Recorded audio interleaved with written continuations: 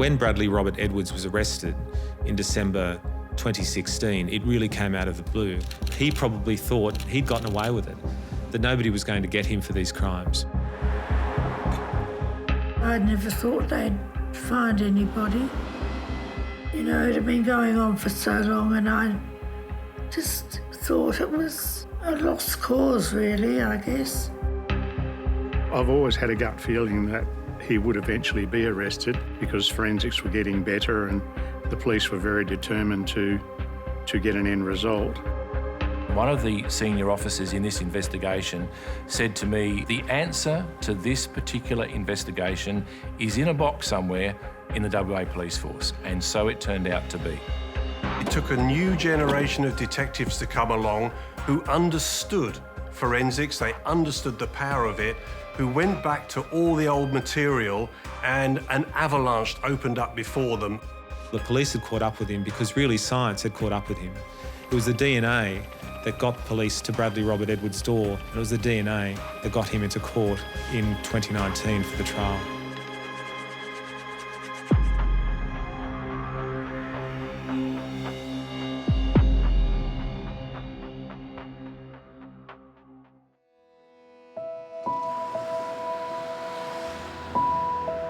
What we've just witnessed is a saga that started back in the 1980s, and the significance of it, you can't underestimate it. That was a massive amount of interest, massive amount of human resources, and a massive amount of human misery. Incredible. I mean, it was an extraordinary thing to witness. It was profoundly shocking that 3 young women who were going out, enjoying themselves of an evening, could just suddenly vanish. Crimes such as these inflict unforeseeable collateral damage. They take their toll physically, emotionally, and spiritually on those left behind. The Claremont case began back in 1996 with the disappearance of 18-year-old Sarah Spiers. Her body has never been found. Sarah was a bubbly girl that whenever she walked into the room, she had an aura about her that made people feel good. Sarah's been missing since she went dancing at a Claremont nightclub on Friday night.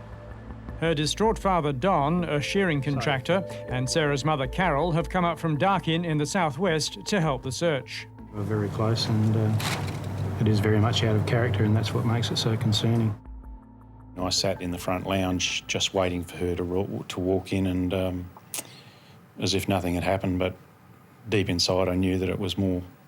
I effectively cried myself to sleep for 12 months when Sarah first went missing. Every night I just went to bed and cried myself to sleep. So I'm not ashamed to say that I cry.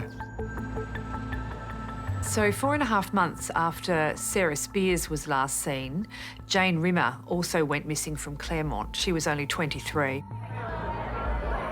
She was a lovely, lovely little girl. Very bubbly. And she was just a delight to be around. The police came round on the Tuesday afternoon to Mum and Dad's and said that they think that Jane had gone in a similar fashion to Sarah Spiers. And we said, oh no, that would never happen, you know. Jane's really feisty and she'd be able to fight off an attacker or whatever like that. And then obviously we started getting worried, and then we made posters and put them out.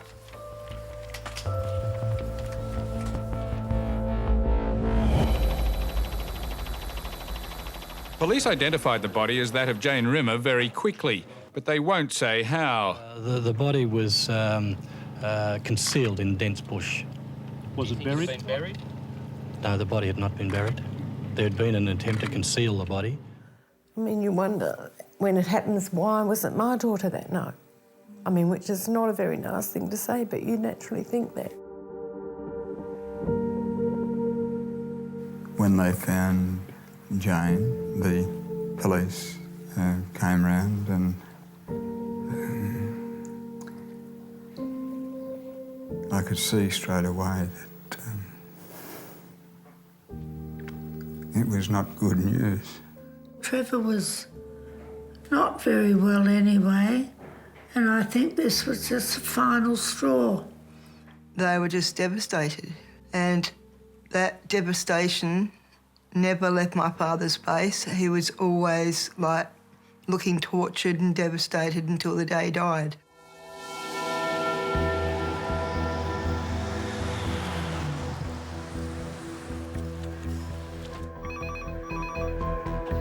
Immediately after Jane Rimmer disappeared, police set up a task force known as Macro to investigate the disappearance of the two women. When a third young woman went missing in March the following year, it was pretty clear that they were dealing with a serial killer. Ciara Elish Glennon was celebrating St Patrick's Day with friends at the popular Continental Hotel.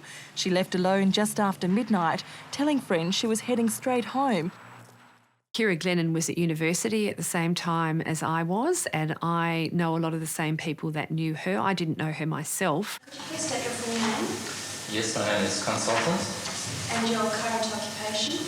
They've told me what a fun-loving person she was, how she was very serious about her career. I would not want any mother or any family to go through the pain and anguish and sheer heartbreak that Dennis, Denise and I are experiencing. I saw Mrs Glennon on TV when Ciara went missing, and I knew the torment that she was going through, and that did rip me apart. Thanks. Tony, what have you got for us? What's the latest? A preliminary investigation at the scene reveals the body to be that of a female, but it appears to be that of Ciara Glennon. There were similarities in the ways that Jane Rimmer and Ciara Glennon had been disposed of. Jane Rimmer was left in an area more than 40 kilometres south of Perth. Ciara Glennon was left in an area more than 40 kilometres north of Perth. They both had neck injuries, and the forensic pathologist said that the neck injuries were caused by sharp force instruments, which we took to mean a knife. Amid growing fears the killer would strike again soon, a breakthrough. Macro Task Force detectives swooping on a suspect at 3 o'clock Sunday morning as he prowled around Claremont streets in his car. Lance Williams was a prime suspect in the eyes of the police. They were desperate for somebody to look at for these crimes, and he definitely put his head up over the parapet. He was driving around in the area and he was exhibiting very strange, sexually motivated behaviour. I'm going to ask you a few questions. Are you the serial killer? No. Are you innocent? Yes. How has this surveillance affected you? It's been very distressing on me and my family. I actually knew of Lance Williams because one of my friends was his cousin. I'd say, are the police still, you know, harassing Lance? And she'd go, oh, yeah, but he'd never do anything like that, you know. He was just trying to protect women or warn them. And I thought, well, that's pretty good. And I believed her. The police became fixated on him and believed that he was the culprit. And that sent the inquiry off the rails. Tonight's story takes us inside Australia's longest-running and most expensive murder investigation. 8 years ago, 3 young women went missing from the wealthy Perth suburb of Claremont. Now pressure is building for a fresh approach. People have to realise that serial killers don't walk around with horns sticking out of their head. They look like normal people to you and I. They look like your neighbour. 16 years ago, when I appeared on Australian Story, I suggested the unsolved Claremont killings could do with an independent case review, just the sort we used to do in the UK when I used to work with Professor David Barclay. From what we've seen of what's been done, it's been pretty good and pretty extensive. The thing that hasn't been done, I think, is this giant workshop where we all get together.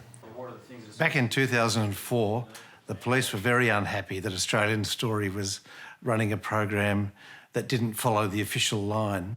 The Macro Task Force said that they didn't need any outside input, that they'd done 10 external reviews already, but soon after that program went to air, the police announced that they were basically going to implement the ideas put forward on that program. These 5 experts from Australia and overseas may hold the key to solving the Claremont serial killings. They're tasked to review every aspect of the Macro investigation in the hope of unearthing fresh leads. The review consisted of 2 detective officers from Australia, including Schramm, who led the review, a psychological profiler from Seattle, and 2 forensic scientists, of which I was the lead forensic scientist. That was a turning point in the investigation. It was a long, slow turn, but it was a turning point. We had access to absolutely everything. Everything about the cases was presented to us. We had conversations about fingernails and about the fact they were one of the best opportunities to get DNA. The other possibility was fibres. There were a lot of strange fibres which did not originate from the clothing of the 2 girls. We'd been led to believe that everything possible had been done in examining any clues, any physical clues. They had a different opinion to that. They believed there were all sorts of leads that had not been pursued. The psychological profiler, she was strongly of the opinion that this offender could not have done the murders as the first offences. One of the reasons for doing the review was to try and link the existing 3 cases to previous cases and to get more evidence from those cases which would identify an offender. Professor Barclay was a very skilled forensic scientist and had a lot of experience in major case investigation, and I thought he made some great recommendations that we did follow in WA Police. Macro was disbanded and the Special Crime Squad was formed, but it was about 4 years before this team got a breakthrough. About the middle of 2008, 2 sergeants decided to re-examine all the forensic evidence records. They did discover that a lot of those 4,000 exhibits had not been tested. And one item in particular really whacked them between the eyes. That was that there was a scraping from the thumbnail of the left hand of Ciara Glennon had been recovered at her autopsy, put in a sealed, sterile jar, labelled, and never ever tested. There were 2 full DNA profiles in that sample. One was Ciara Glennon's, and the other was an unknown male. So for the first time in something like 11 or 12 years, there was a direct connection between one of the victims and her murderer. Then investigators made another breakthrough. They matched the DNA with an unsolved rape that happened in Karrakatta Cemetery in 1995. A young woman had been plucked from the streets of Claremont while she'd been walking home late at night. The 17-year-old was hooded, bound and gagged and forced into a vehicle and driven to nearby Karrakatta Cemetery, where she was brutally and repeatedly raped. She was very lucky to survive. She could have been the first of the murder victims. They all just thought it would be a matter of weeks before they had the culprit, because they figured they'd already DNA tested every likely suspect in Perth, but it was not to be. No. You have to understand how much material is held by the police force for all the crimes that have occurred over the past 30 or 40 years. It takes a monumental effort to go back through all of those and hope that one of them, and we're talking tens of thousands of exhibits, does have a link. By 2015, they'd again run out of ideas, and my newspaper published a series of front-page stories which really rocked the population back on its heels. These stories revealed that the Ciara Glennon murder and the Karrakatta rape were connected by DNA. Until then, the public had never heard of any connection between Ciara Glennon and the Karrakatta rape. It was a total bombshell. The Special Crime Squad suddenly got a new injection of resources. And they got to a series of crimes that had happened in Huntingdale, which was nearly an hour from Claremont, back in the 1980s. A young girl asleep in her parents' home in Huntingdale woke to find a male person sitting on her back. He had his hand around her mouth. She managed to struggle free, called out to her father, who was in the bedroom next door. The offender then jumped off the bed and ran out of the house. But he left behind this unusual cream kimono, embroidered on the back, lined and well used.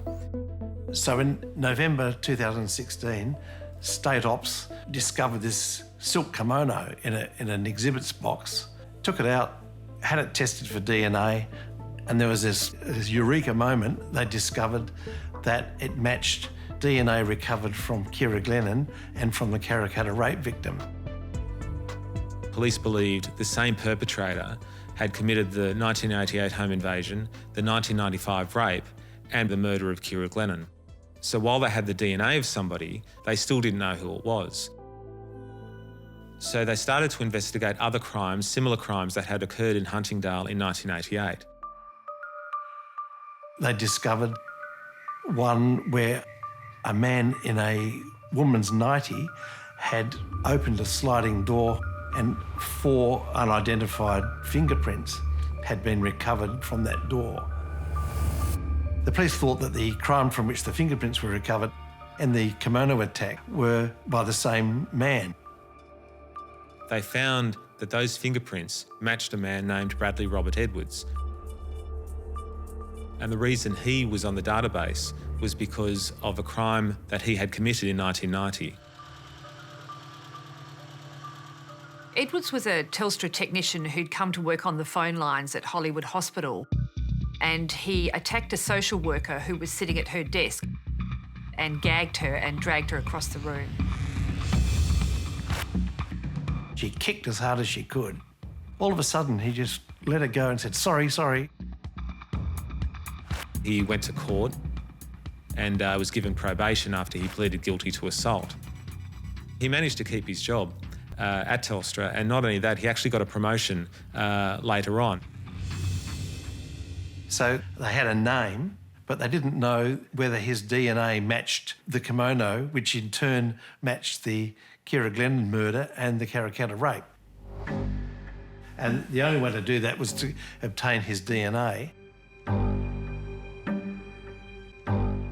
The investigation then focused on undercover officers following Bradley Edwards, and in fact they went into a movie theatre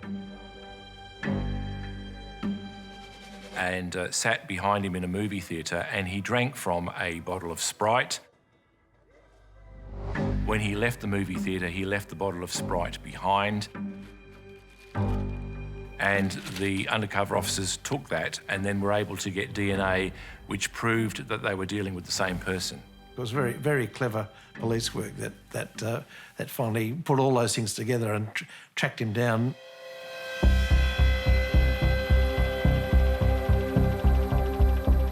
It's taken 20 years, but police say the hunt for the Claremont serial killer is finally over, with a suspect tonight behind bars. The news of an arrest in the Claremont murders it hit the town like a thunderbolt. I mean, it was incredible. I mean, people are actually weeping. We never give up. It was such a shock when we, heard that he'd been arrested, but a happy shock, I guess, if you could call it that.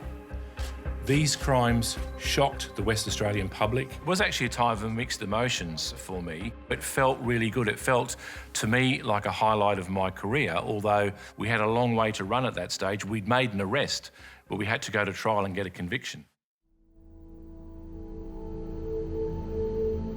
We got to see the arrest video in court, and Edwards was there kneeling on the floor, being incredulous, saying he couldn't believe why they were there. What are you talking about? By the time we see the record of interview at the police station, he's looking a little bit more together, but he still is a man denying everything that the detectives are saying about him. The detectives said, "We're interested in talking to you about these murders. We want to know why your DNA is associated with a rape at Karrakatta, a home invasion at Huntingdale, and the murder of Ciara Glennon." Even when they produced his DNA in front of him, he was still in denial.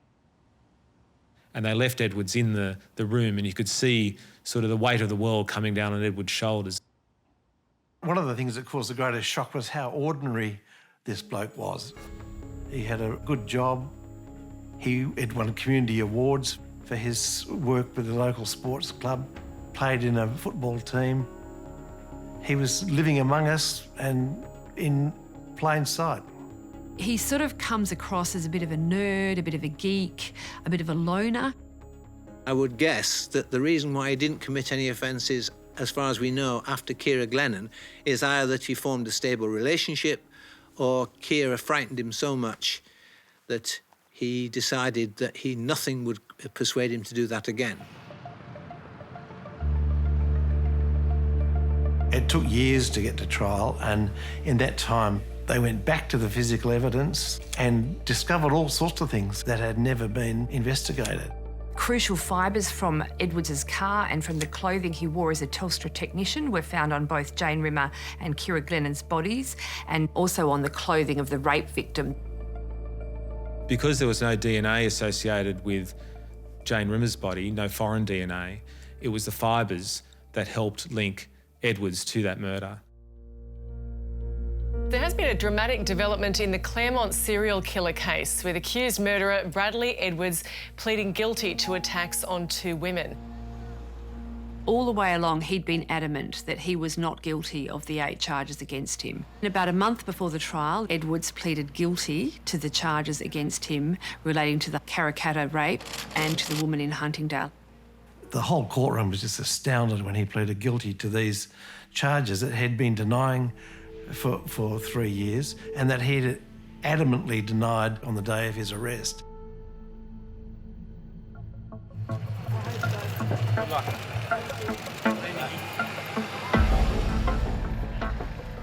Accused serial killer Bradley Robert Edwards is about to stand trial in Western Australia's Supreme Court. The parents of the 3 young women who disappeared from Claremont in the 1990s were in court to hear more about what happened all those years ago. After 20 years of questions and speculation, it's hoped the 6-month trial will deliver some answers and ultimately justice. It's likely to be some months before we know whether Edwards himself will give evidence. The first time I sighted Edwards was when he appeared in court. He never, ever, through the duration of the hearings, looked back at the victims or their families. Not once. He had his face turned, conveniently that way, and all of us were here. He never spoke, never went in the witness box once, never spoke about anything once. He just sat there and drilled with a pencil and took no notice, not too much notice of what was actually happening in the court. What was it like looking at him? Just hated the man for what he'd done to those girls. I think it must have been incredibly painful for the families when the State Prosecutor Carmel Barbagallo laid out exactly what the state's case was. Carmel Barbagallo opened the prosecution's case by describing Bradley Edwards as an enigma of the dark, a sexual deviant who preyed on vulnerable women. They went into great detail about the terrible way the young women had died. There were details about the final hours of Sarah Spiers, but because no body had been found, there was that lack of forensic evidence. You were left with a feeling that it was going to be more difficult for the prosecution to prove that case. If it wasn't for Carmel and the task force, I would have been in quite a bit of difficulty mentally, because they are the ones that actually helped me get through. I did go to a counsellor, but I found I was getting no relief at all. After a 20-year police investigation and subsequent 7-month Supreme Court trial, we'll finally get a verdict in this case that's hung over Perth for decades. On the day of the verdict, the crowds outside the district court were just incredible. They'd waited over 20 years to hear the judge deliver this verdict, and people didn't want to miss a single word. Stand up, please, Mr. Edwards.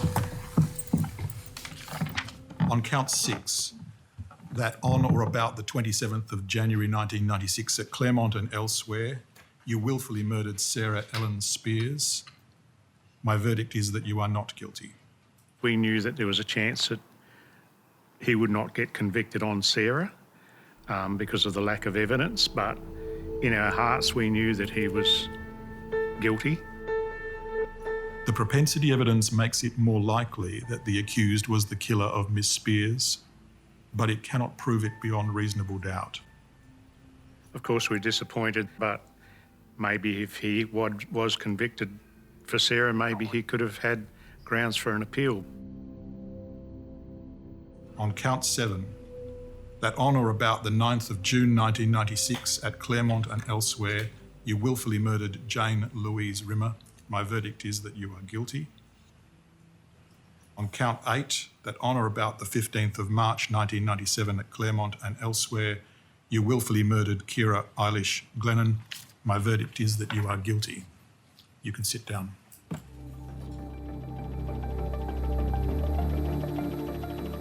We were all very, very relieved and happy that we got the result we wanted. The conviction does make it a tiny bit easier, knowing that he's going to get his just desserts. That gave us great peace of mind that he was going to be put away and out of the community. He'll never bother anyone again.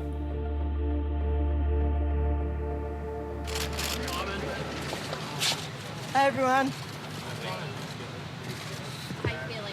I feel really good actually. There was at one point I thought he was going to be not guilty, but no, we got the result we wanted. And now we just have to keep working for the Spiers family and hope someone finds Sarah. Our thoughts and prayers will continue for Don and Carol Spiers. They too deserve justice. Especially, they deserve to know where Sarah is. We had a great bond with the other victims and families. The Karrakatta victim is an amazing girl. She gave us huge support. All of those families gave Carol and I extra support because they knew the predicament that we were in. I also thought it would be difficult to get a conviction on the Sarah Spiers matter. It's very sad for the Spiers family, and I know that the police have not given up on that yet, and that case remains open.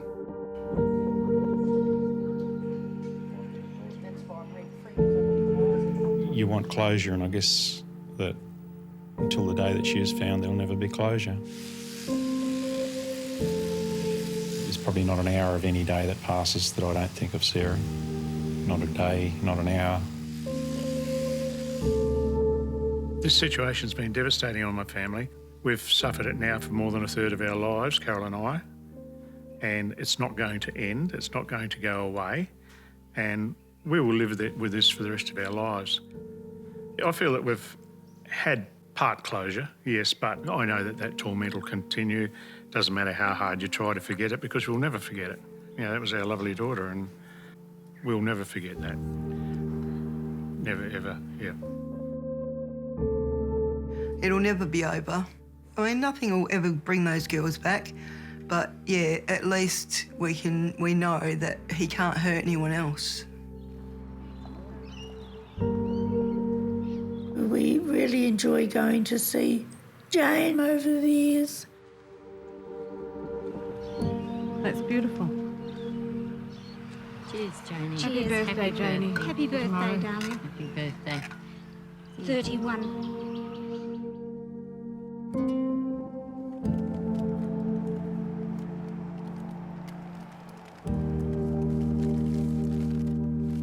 I miss her. You know, I just think of children that she would have had and the life, and it's just so sad that she never got to do that. I'm just glad it's all over. We can be a little bit happier that he's going to get what he deserves, and I think things will get easier now.